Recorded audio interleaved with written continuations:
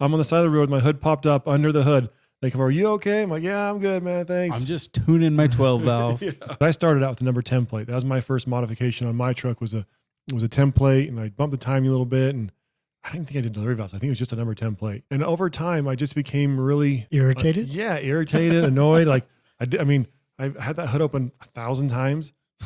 I had many people stop, say, hey, I'm on the side of the road. My hood popped up under the hood. They come over, you okay? I'm like, yeah, I'm good, man. Thanks. I'm just tuning my 12 valve. Yeah, I have it all the time. Yeah. So anyway, I wanted a better way. And being in under the hood so many times and kind of looking at things, how they work, and like Will is taking apart the aneroid or the AFC, I kind of discovered there's a way I can adjust things from the cab. And so I made a very crude, if you would say AFC Live originally from hardware store parts. And it didn't give me the functionality of a current AFC Live, but what it gave me was the ability to adjust my max fuel stop. And so that was a pretty fun thing to have, because I could just go out there, and if I wanted to like rip, I could just crank it up and I'd have all the fuel and I'd be rolling coal. Or if I was towing a trailer, I could turn it down and my max fuel stop would control EGT. And so I was like, dude, this is amazing. I couldn't believe it. Like how simple it was, but how well it worked for that one thing. I can control fuel. Now, how did you control this? Is this a big secret? It's not a super secret. I just controlled the boost signal going into the AFC. Wow. So I hijacked the signal. So I just modulated basically the pressure signal to the AFC, and then I took out the fuel plate, because So the fuel plate was no longer the max fuel stop. The amount of travel in the AFC, because you're hijacking that boost signal, yeah, to the AFC was your max fueling. exactly. So it was very cool. I mean, I wasn't like super like diesel knowledge, but I did figure that out. And I remember one time I went to Las Vegas to do some testing with this after I kind of figured this out. And Will Terra's there. And This is before Power Driven. Yeah, this is before Power Driven.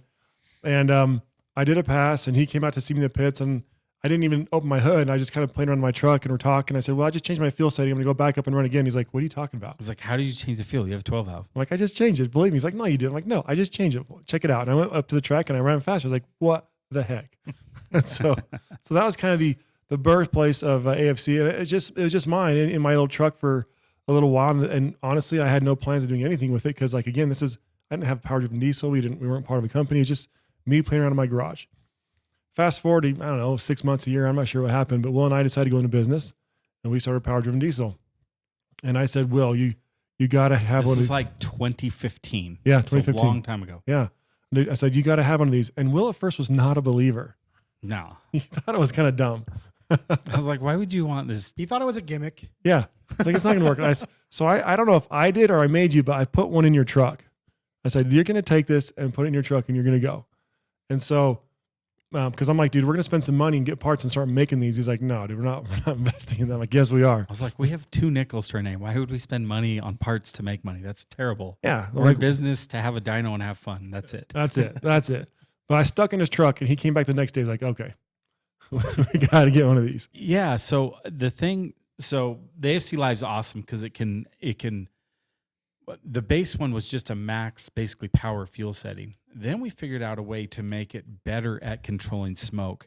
So modulating the signal in a way that now it's not smoking during spool up or that. So you could make, because a lot of trucks, like my truck at the time had compound turbos.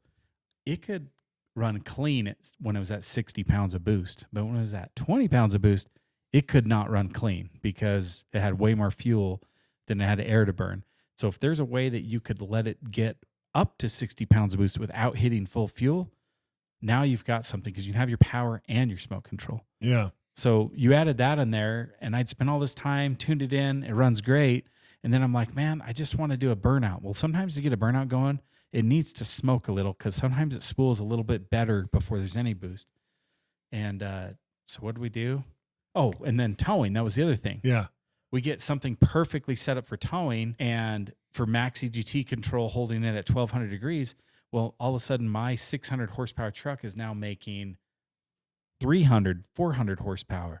Well, if a Mustang pulls up next to me and I got to really let him know who's the man, I have to crank the knobs and mess with my tow setting to like effectively show this guy who's boss, you know? And so I would lose days of perfect, careful tweaking on these two knobs. Yeah. And so we came with the idea, hey, let's add a little toggle switch. We'll call it a max power switch on the side. So I can go from race mode to tune towing mode with a flip of a switch. And those two things made a huge difference. Getting control of how fast the fuel would advance, like controlling the rate of fuel advance relative to boost advance, was massive. And the full power switch obviously made it way fun. Well, then, and that was the stage 1 and stage 2 in the beginning. Yeah. I mean, that was the difference, is that max fuel switch. Right. Yeah, I forgot about that. Yeah, we had well, we multiple. We had 2 types of AFC lives. We had 3. We had the race too, which Oh was yeah. really out there. Yeah. We had a lot of things we did with that one. That one's not available anymore, though. I forgot our sound engineer used to personally manufacture. And he AFC helped. lives He helped in design the quantity. components. Yeah, I and- redid the ones that are currently Yeah. in the system right now. Yeah, he actually got all that stuff. So it became apparent at this point after Will and I figured this out that we needed some actual quality valving. We couldn't be using the stuff that we were currently, local hardware sourced Yeah, you stuff. buy stuff from the hardware store, and you basically are getting Chinese crap quality at American prices. Yeah, And sometimes it works good, and sometimes it doesn't work good when you're trying to control a quarter of a pound of pressure or something. Yeah, you know? at the precision we needed, it definitely was not. yeah, and like we're filling an AFC like with the to control the rate at which fuel advances. We're filling a cavity of what, like a couple cc's total, like Yeah. tiny. Yeah, it's small. And so to control the airflow into that at a rate that was, we had to find very special. We actually had to have made. We had to have made specialized valves that could actually do what we wanted to do. And so we've partnered with a company, and we were able to do that. So then once we had these valves, we had real control, fine control, and it's still, it's really good. And that's what AFC Live is now.